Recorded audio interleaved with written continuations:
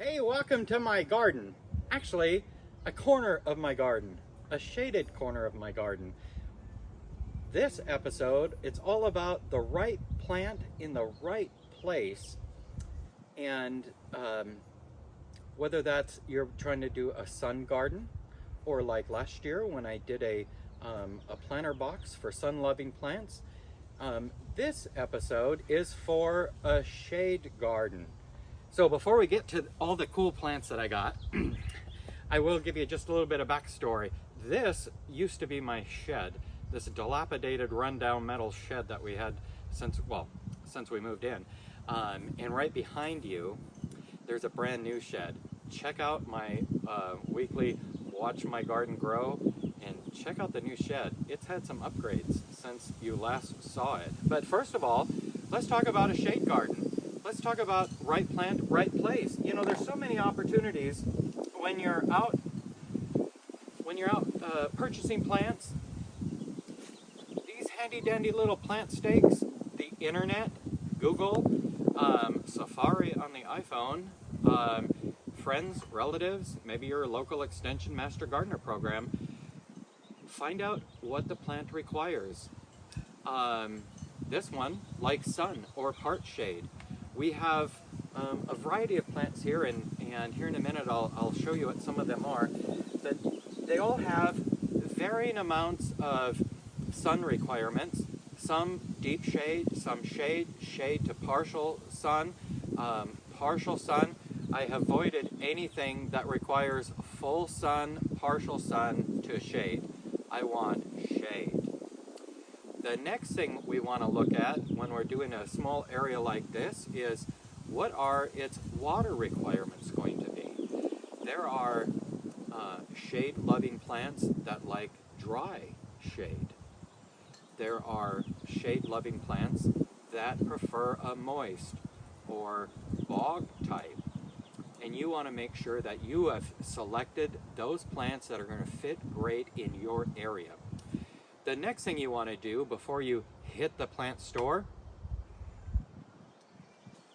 and do as I say, not as I do, but the next thing you want to do before you hit your plant store is understand the area that you're going to plant that in. Some plants that that are shade plants that can handle some sun, can handle morning sun. They not necessarily can handle those hot afternoon direct sun. Or dappled throughout the day. So what I did was, before I made my selections exactly on which plants I was going to put where, I came out and I checked my area throughout the day on sunny days to find out where I might have some dappled sunlight coming through. Just a little while ago there was some sun over here shining, to get an idea of where things may do better. And then on the next thing I looked at is on the handy dandy plant stake, how tall does it get? This plant is a hosta. Check that out. Isn't that gorgeous? This grows 24 to 36 inches tall. Whereas we have this bush begonia, Begonia Jean Daniels. This is a shrub begonia. This sucker could get 7 feet tall. I'm thinking here in the Pacific Northwest, not going to happen. But it has the opportunity to grow quite large. And then we have our nice low growing. This is a sad specimen, but it's green and it's growing. This is a wild geranium, and it's going to grow 12 inches to 24 inches tall.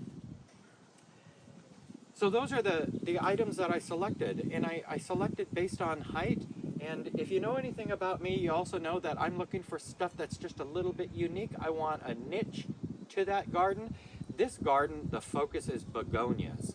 And while we have some other plants that are going to be involved, it's mostly begonias. So let's check them out. Yeah, so here we've got Begonia grandes, and this is a variety that will have pink flowers and can grow, well, I guess it doesn't say on this one how tall it'll get, so we will find out. But this is actually a cold hardy begonia down to zone 6. Now I will do my research throughout the summer so I know into the fall how to take some cuttings to propagate, to make sure I have some next spring in case it doesn't make it through, but then also to check and see what kind of mulch requirements it needs. I've got a good draining area. Another one that I recently purchased is another Begonia grandes, and look at that. It has got all kinds of little babies already just starting to grow there. This one is a Begonia grandes, also cold hardy. This is a white flowering, and I love the different color variations on the leaves. And we talked about my Jean Daniels. Then for some non-begonias, check out this guy. Okay, so if you're in the Northwest, you've seen Bear's Breeches. I found a variegated one. That is going to look stellar as a backdrop in the corner, growing to offset some of the different colors. So we've got white, we've got red, we've got maroon, we've got this bluish colored hosta. Isn't that adorable? And then we have this little tiny guy. This one we're going to call a Mighty Mouse hosta, and it loves the shade, and it's going to grow about 8 inches tall. So it's not going to get very tall, but it's going to spread out a nice foredrop, front end thing. And then check this guy out. This is the Shadera angiostar, an evergreen vining shrub. Look at that. Again, nice, awesome, amazing foliage. This boy is going to grow tall, 6 foot, possibly spreading to 5 foot. So we're going to put this back in the corner, something to grow up, so we've got depth and elevation to the different plants. And then, you know, if you're in the Pacific Northwest, you've seen these. These are very common. And every once in a while, you know what? I'll go with common.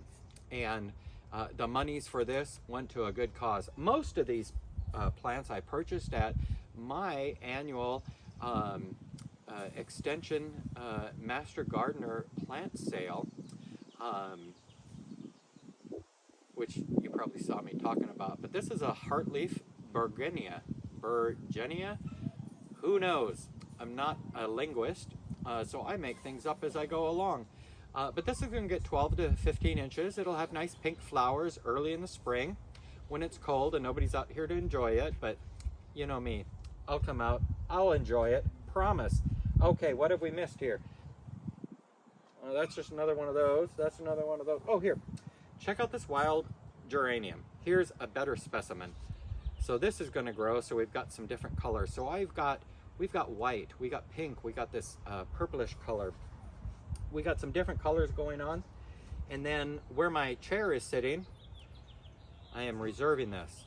I still have on my wish list the Begonia Sutherlandi, which is a cold hardy begonia, bright green foliage, amazing orange popping flowers.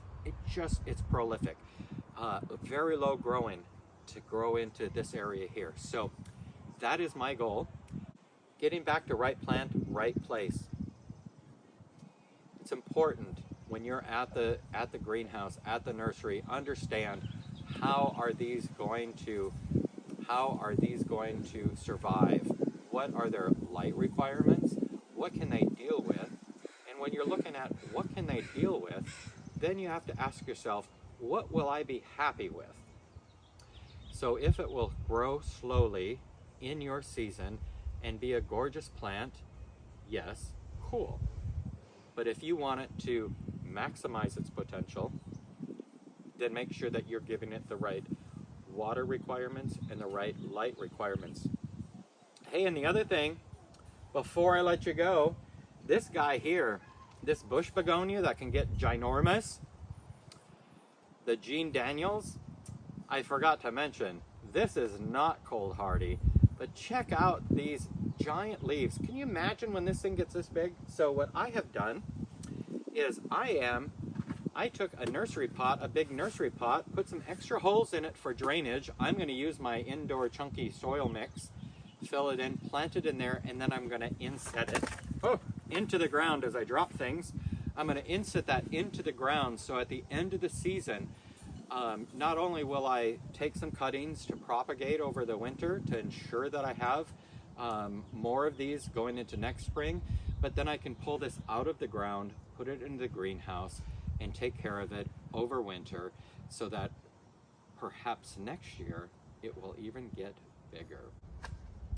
But for now, I'm going to get this planted, and then I will be right back with a couple snapshots, pictures of how this is done after I've got it planted, so you can see what it looks like. Give me just a moment. Okay, so it's all planted, but you all need to see this beast, Ginger the Dane. It's because of her, because of her, we need to put fencing around the shade garden. So, here we go. They're all freshly watered. I will keep an eye on these babies. And then this area, I will update you as we get more. And hey, oh my gosh, I am just noticing, sometime when I have time, I'll have to put all the fence backwards because I put it in backwards. Look, frustrating. All right, happy gardening.